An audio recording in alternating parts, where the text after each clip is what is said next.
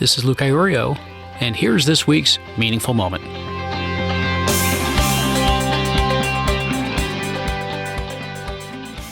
In this week's moment, I wanted to get to the heart of what's really going on here.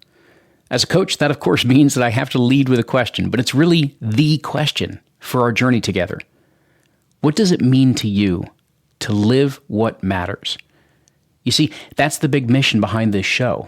It's all about getting clear on what matters to you, removing the blocks and overcoming the obstacles that stand in your way to prioritizing what truly matters. And then what does it look like to live it? Meaning, what are the actions, behavior, language, practices, and rituals that are in alignment with and allow you to connect to and bring what matters into your everyday experience? Why does this matter? Why does living what matters matter? Well, a lot of reasons. 4 trillion of them. Currently, $4 trillion a year are spent on trying to alter our state of consciousness. Alcoholism and drugs, whether they're legal, illegal, all sorts of different substances, gambling, porn, extreme experiences, and so much more. $4 trillion a year. That's more money than Germany's economy. It's bigger than the UK economy. In fact, $4 trillion would be the 4th largest economy of the world. That's what we spend every single year trying to alter our state. We spend boatloads of money trying to not be where we are, to connect to something different. Depression, despite the best medicine and science that's ever been available, has been sharply on the rise. The World Health Organization reports that depression is up 18% since just 2005. One of the biggest categories to emerge in the self-improvement and personal development space in the past 50 years is positive psychology, which means the pursuit of happiness. Why? People are stressed. They're overwhelmed. They're unhappy. They're unfulfilled. We're at epic levels of disengagement and dissatisfaction. You turn that around and you see that Aristotle, way back thousands of years ago, said happiness is the meaning and the purpose of life, the whole aim and end of the human existence. Well, perhaps not quite. You see even further research, recent research, such as that which has been highlighted by Emily Esfahani-Smith in her book, The Power of Meaning, shows that happiness without meaning doesn't quite cut it.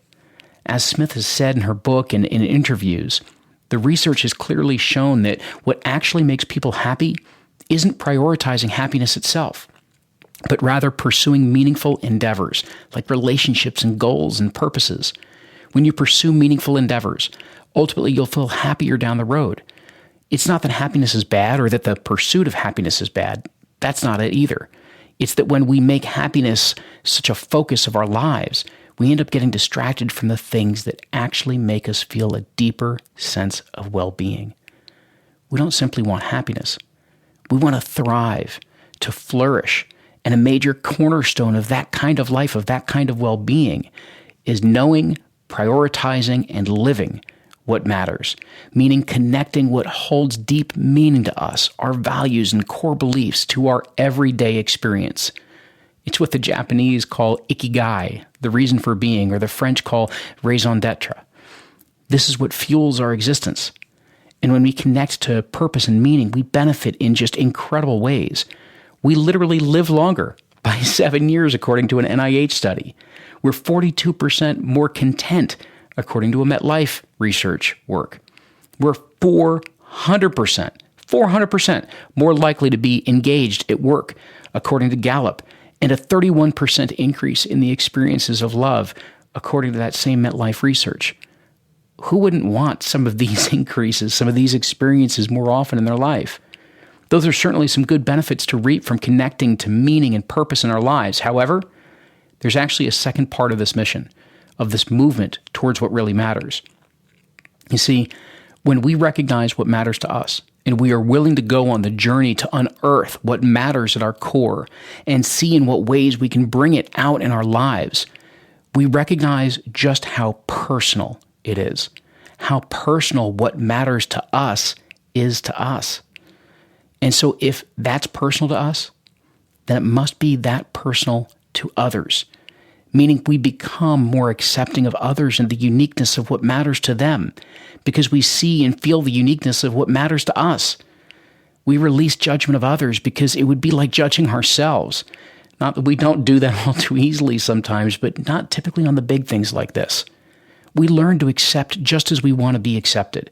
We love as we want to be loved. We empathize as we want to be understood as well. The clearer we get on what matters to us, the easier it is for us to see through the facade that we put on, the games that we play. We stop thinking that through control or money or fame or authoritative power or whatever it is, that somehow we're going to get what we want. The pursuit of those material things for the sake of those things will lead to anything except happiness and meaning and true inner peace. I'm not saying that money or fame or certain types of power can't be beneficial. They can be, if they are used consciously, if they become a strategy, not a goal unto themselves.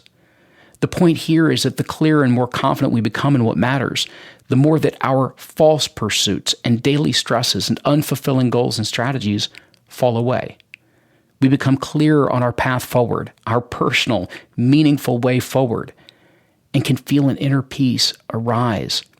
It arises from being in alignment, from being congruent with who we are, what we do, and how we do it in this world. And when we do that, we become a shining light for others to do the same. So please keep investigating, keep curious, keep exploring, keep considering what really matters to you. As you center in on what matters in your life, your relationships, your career, your well-being, as you center in, pay attention to the feelings that arise and have gratitude for everything that you experience. In fact, it's even the broken roads that we've traveled that somehow lead us right to where we are supposed to be. Until our next moment together, much love and happy exploring.